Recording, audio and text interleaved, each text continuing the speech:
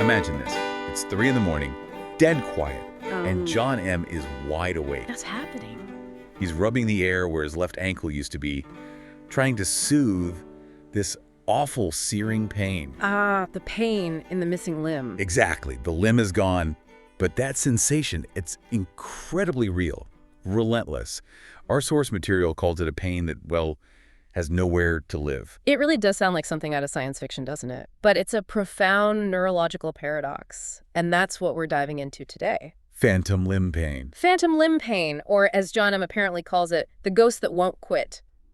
And, for far too long, this was kind of brushed aside, treated as maybe an emotional reaction or All in the head. precisely. But the science is clear now. This isn't some vague mystery. It's a neurological reality, a really stark illustration of how the brain just refuses to forget. That refusal. Yeah. That seems key. So we're digging into the brain's sensory map today. We are. Looking at what happens when the brain's wiring system, its map, just can't quite process a major physical change like losing a limb. And maybe more importantly, the really quite astonishing treatments that are starting to emerge. But how do you fix a pain in something that isn't there? That's the challenge. But the core idea, the thing you really need to grasp, is that the pain feels real because the brain still has that dedicated spot, that hardwired location for the missing part. So when that brain area gets activated, You feel the pain or the itch or pressure, even though the physical source, the limb itself, is gone. okay, let's unpack this. So phantom pain sounds like one thing, but the actual feelings people report, they're really varied and honestly pretty intense. But we're far from just a dull ache. It's this powerful, often inescapable illusion of feeling. And the descriptions people give are vivid, intense burning like John M.'s ankle, Stabbing pains too. stabbing sharp pains, sometimes like electric shocks running down the missing limb or waves of cramping, localized perfectly in fingers or toes that, haven't been there for years sometimes. And it's critical, we underlined that point you made earlier. This isn't some kind of psychological reaction to the trauma of loss. Absolutely not. It's strictly neurological. It's the central nervous system, essentially misfiring or getting its signals crossed. Which must feel incredibly isolating if you don't understand what's happening. Totally. And that's why sharing the prevalence is so important. If you listening now or someone you know is going through this, please know you are not alone, not even close. What are the numbers like? Well, up to 80%, 80 of amputees experience some form of phantom pain. That's millions of people dealing with this persistent neurological echo. 80%. Yeah. Wow. And it's not always painful, right? The ghost can just be there. Exactly. Even if people don't have outright pain, the sources say over 90% feel some kind of non-painful phantom sensation. Like what? Things like pressure, a feeling of movement, tingling, sometimes itching, Yeah. all in the missing limb. It really hammers home how stubborn that brain map is. It's incredibly sticky, and knowing these stats, knowing it's a known neurological phenomenon, helps people avoid that awful feeling of isolation thinking, it's all in my head. That was unfortunately the common view decades ago. Right. We now get that the brain is just, it's processing, sometimes taking its own sweet time, sometimes maybe never fully updating to the new physical reality. And the timing can be weird too, can it? It doesn't always start right after the amputation. No, it's erratic.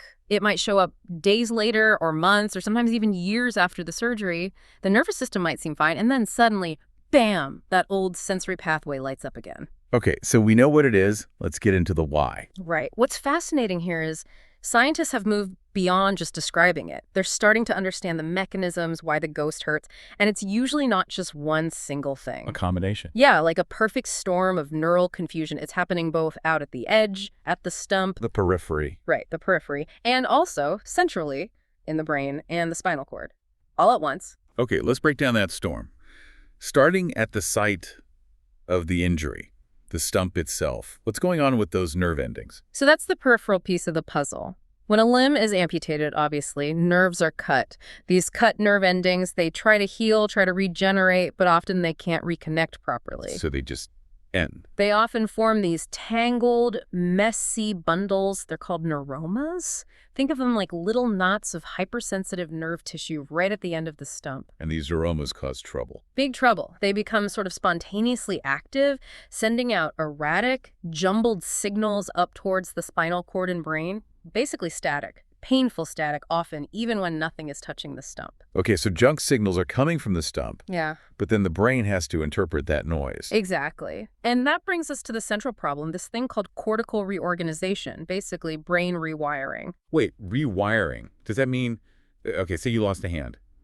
Does the brain area for, like, your face start to take over the old hand territory? Is that why people sometimes feel their phantom hand when they touch their cheek? You absolutely hit the nail on the head. That's the leading theory.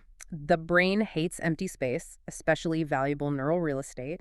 It wants efficiency. So it's like a neurological land grab. Kind of. Neighboring regions in the brain's sensory map, often the face area invading the hand area, or maybe the trunk area invading a leg area, they literally grow into the territory that used to represent the missing limb in the somatosensory cortex. Okay, so if I touch my face, the signal goes to the face area, but that area has now sort of bled into the old hand zone. And the brain gets confused. It receives that signal in the face plus invaded hand zone and misinterprets it. It thinks, oh, that touch must be coming from the phantom hand, or it might just register as pain in the phantom hand. That's the confusion between sensation and pain you mentioned. Precisely. The input from the adjacent invading area gets misinterpreted as coming from the missing limb. The brain refuses to just delete what it knew so well. It reassigns the space, but that reassignment can cause these errors, these painful glitches. Wow, okay. Peripheral static, central invasion, and then the spinal cord jumps in. Yeah, as if that wasn't enough. The spinal cord itself can become hypersensitive in this process. It's called central sensitization. Meaning? It means the pain gates in the spinal cord basically get stuck open. The threshold for transmitting pain signals gets lowered. One source described it like a faulty speaker turned up way too high. Amplifying everything. Exactly. Even minor signals coming up from the stump neuromas, or maybe even non-painful signals from that reorganized brain area, get amplified into screaming pain messages before they even reach the brain's main processing center. Okay, so it's this toxic mix. Noisy stump nerves, confused brain map, and a spinal cord shouting about it. That's what keeps the pain going. That's the current understanding, yes. Right. And then you layer on top of that the external factors. Right, things that can make the ghost stir, as you said. Absolutely, because the nervous system is all connected, right? Yeah. So things like being under a lot of stress, being really fatigued, high anxiety levels, Yeah. even bizarrely changes in the weather, like barometric pressure shifts. Can make the phantom pain worse. They can exacerbate it. They don't cause the underlying neurological issue, but they seem to increase the overall reactivity of the nervous system, potentially turning up that spinal cord amplifier even higher. And when you hear people describe it, it really brings home the reality. It's not vague. They talk about, like, the feeling of a tightly clenched fist that isn't there. Yes, or intense cramps in toes that are long gone, or those electric jolts shooting through thin air. It's incredibly specific. Which I guess is a clue for how to treat it, because the brain's map is specific even if the limb isn't. Exactly. That specificity is actually helpful. But the challenge remains. How do you medicate or operate on a pain whose perceived source is functionally gone? Which leads us to some really amazing, almost counterintuitive therapies. If the problem is rooted in the brain's memory and this visual sensory mix-up, And the solutions have to target the brain directly. They focus on essentially retraining the brain, persuading it to update its map to accept the new reality. teaching the brain, basically. In a way, yes. And this is where perception itself can become a form of medicine. The classic example, revolutionary but incredibly simple, is mirror therapy, discovered back in the 90s. The mirror box. I've read about this. It sounds almost too simple to work. It does, doesn't it? You just place a standard mirror vertically beside the person's intact limb, position it carefully so the reflection looks like the missing limb is there. Creating the illusion of two healthy limbs. Exactly. And that visual feedback is the therapy. Let's say someone has that agonizing phantom clenched fist.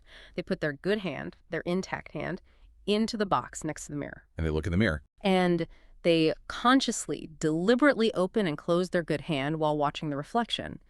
What the brain sees is the missing hand opening and closing normally. Ah, so the visual input overrides the faulty sensory signals. It seems to. Yeah. That strong visual confirmation tricks the brain.